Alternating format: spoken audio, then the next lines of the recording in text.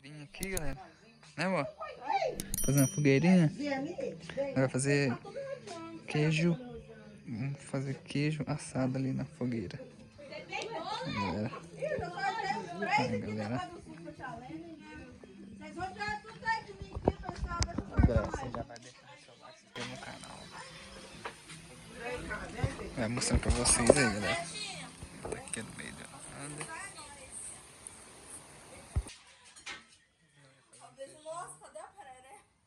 Cadê o sarro? Tava aqui? Ai, eu tava colocando. O sarro. Aí, galera, o queijo. Agora a Lisa vai pôr no palito. Aí, galera, pôr no palito. E já vamos voltar com ele. Aí, galera, o queijinho. Bom não, que o fogo queima, né? Aí, galera, tá crocante. Aí, ó. Vamos terminar de comer ali, galera. Aqui, galera. Vamos terminar.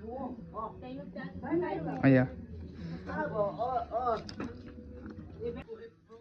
Aí, galera, eu pus um pedaço de pau maior.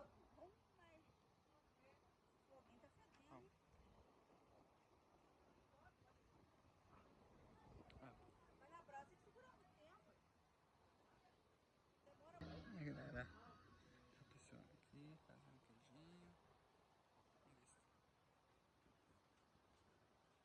Tem mais aqui. Tá quase pronto, galera.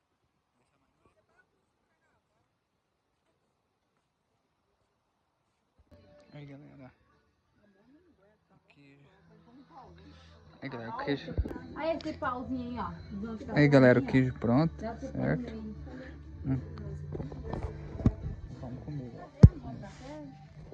Finalizamos já o queijo assado. Se vocês gostaram do vídeo, já deixa o like, se inscreva no canal, deixa aqui no comentário se vocês gostaram do vídeo. É isso aí, galera. Agora vamos que vamos. Falou, fui!